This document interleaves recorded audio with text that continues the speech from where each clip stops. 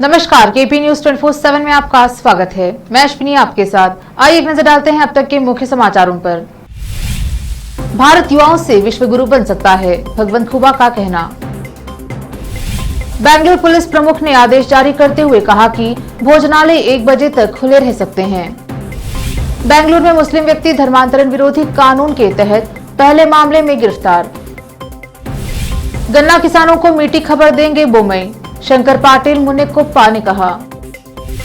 RSS की 4 दिवसीय बैठक आज से शुरू, मुसलमानों को करीब लाने की तैयारी। कांग्रेस के युवा सदस्य हमारे साथ वरिष्ठ नेता कर रहे हैं, खरगे का समर्थन, शशि थरूर ने कहा।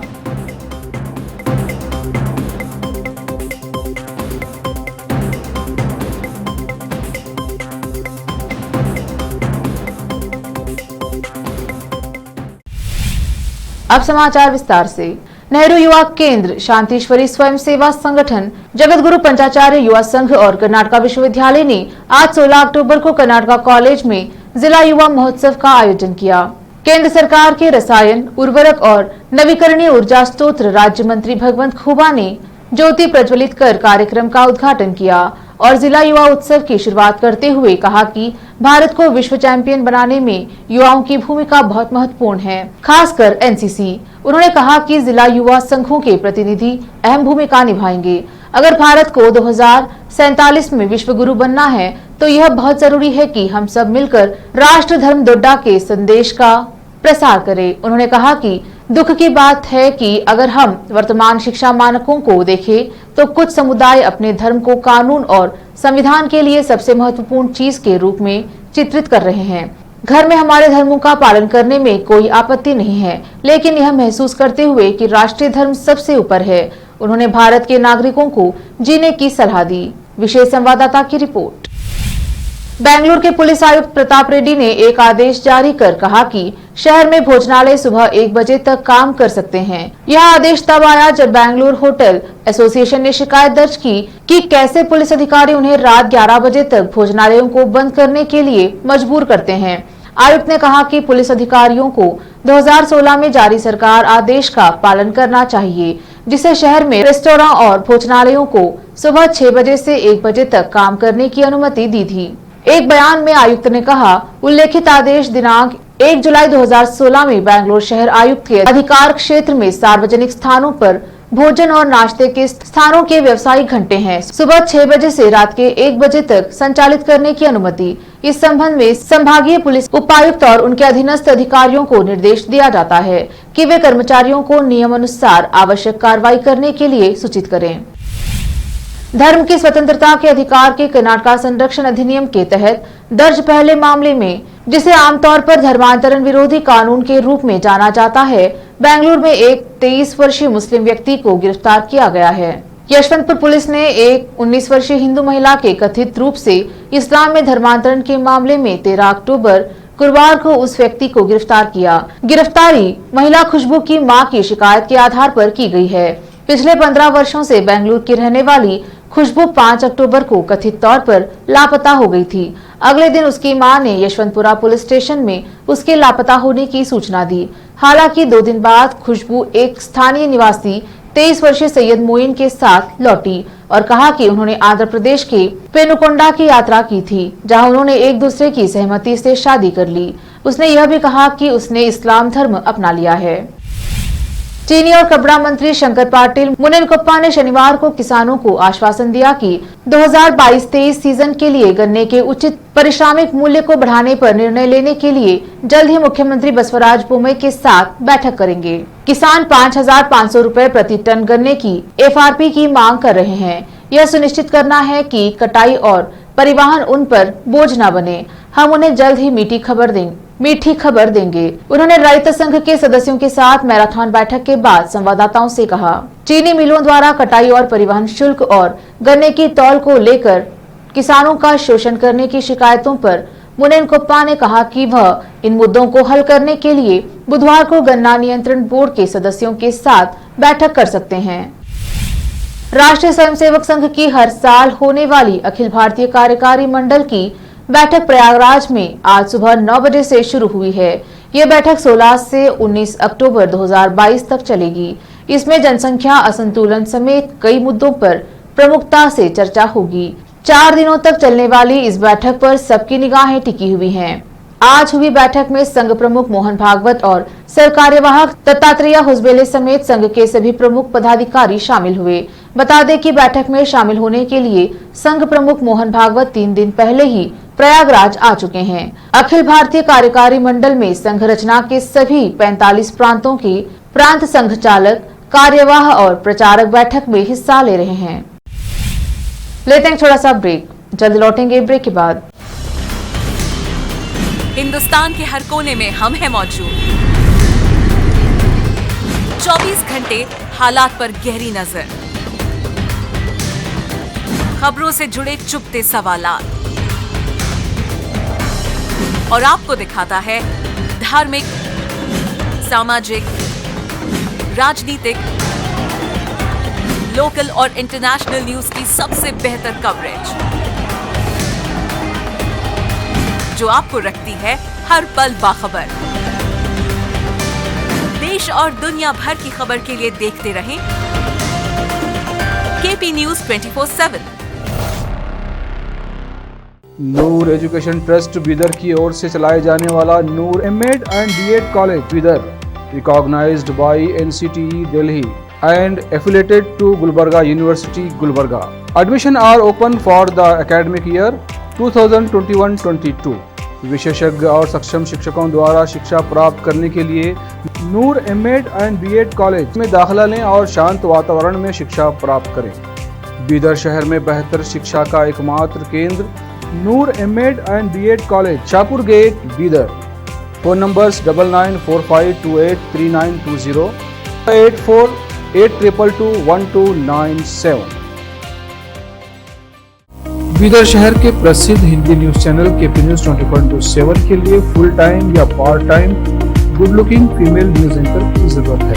हिंदी लिखना और अच्छी तरह पढ़ना जानने वाले और न्यूज एंकरिंग में रुचि रखने वाले अपने शैक्षणिक प्रमाण पत्र और बायोडाटा के साथ केपी न्यूज के कार्यालय शाहपुर गेट, धुंधली रोड पर आए। शैक्षणिक योग्यता और एंकरिंग की योग्यता देखने के बाद सैलरी फिक्स की जाए। न्यूज एंकरिंग में रुचि रखने वालों के लिए सुनहरी मौका।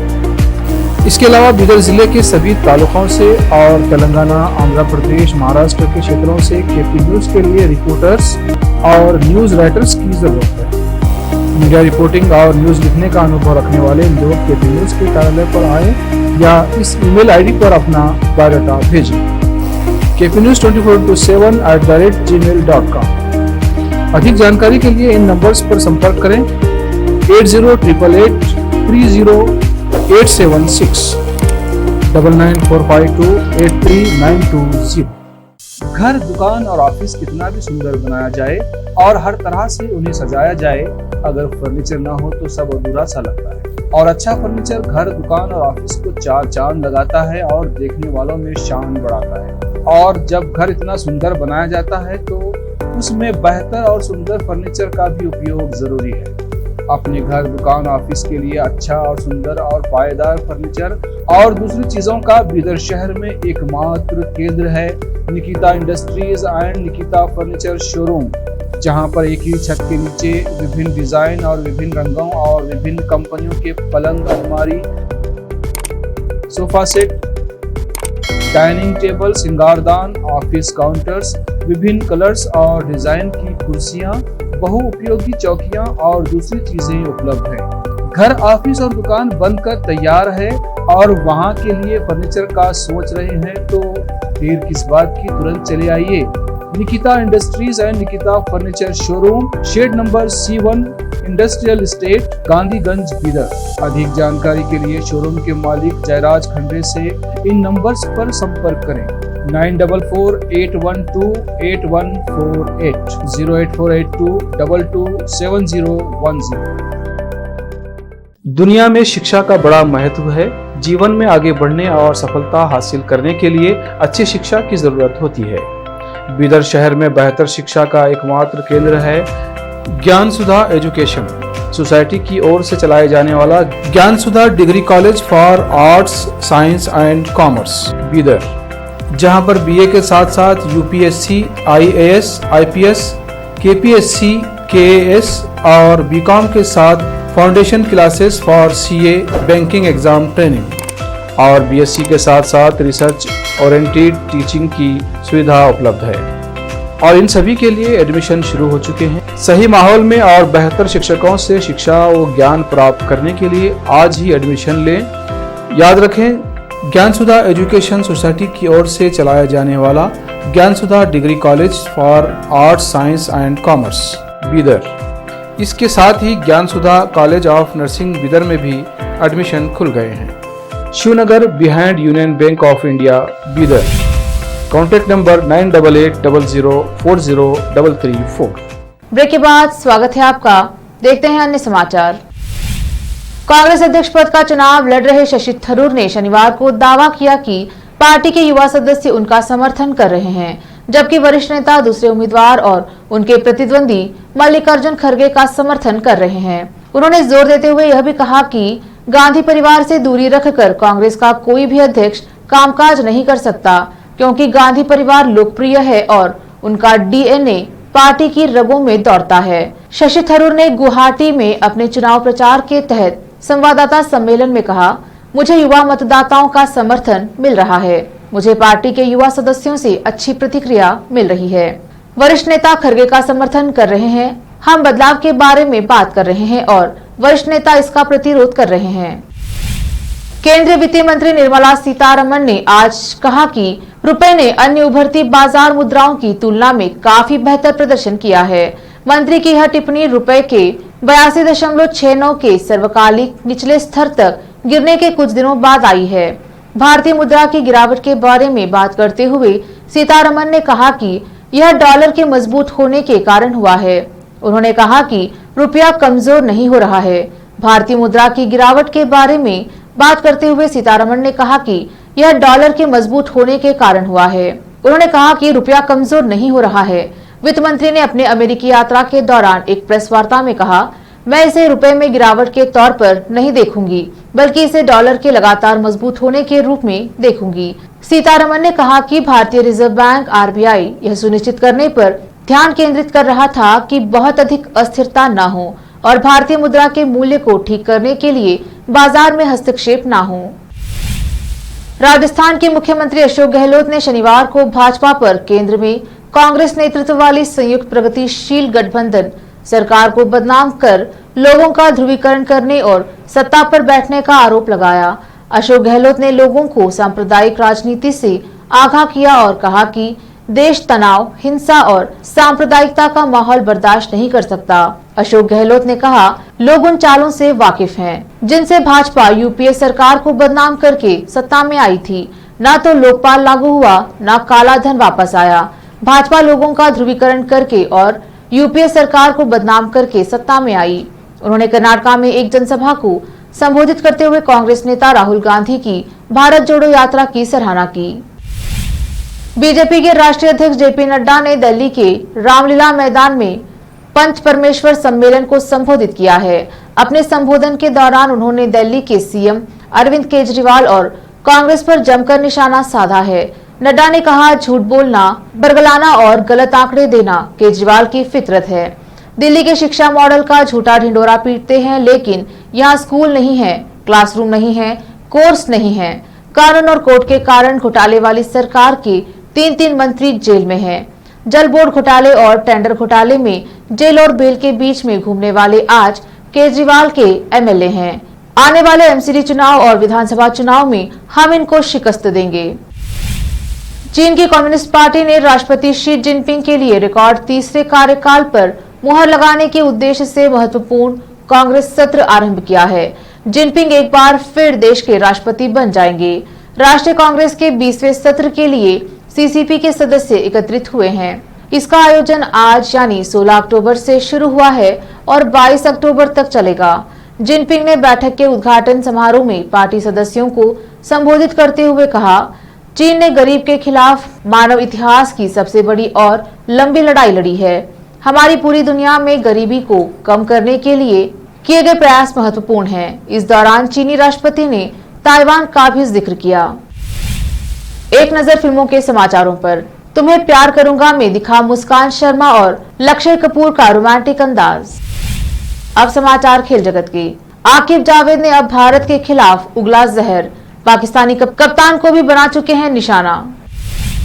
अंत में समाचार बाजार के। भारत में आज सोने के भाव में तेजी देखी गई है। वह 270 रुपए महंगा होकर 50,670 रुपए प्रति 10 ग्राम पर कारोबार कर रहा है। फिर से एक नजर मुख्य समाचारों पर। भारत युवाओं से विश्व गुरु बन सकता है, भगवंत खुबा का कहना। बेंगलुरु पुलिस प्रमुख ने आदेश जारी करते हुए कहा कि भोजनालय 1 बजे तक खुले रह सकते हैं।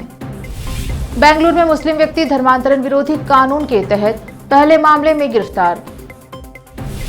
गन्ना किसानों को मीठी खबर देंगे बोमई, शंकर पाटिल मुन्नेकोप्पा ने कहा।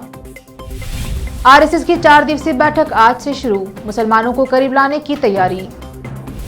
कांग्रेस के युवा सदस्य हमारे साथ वरिष्ठ नेता कर रहे हैं, खरगे का समर्थन, शशि थरूर ने कहा।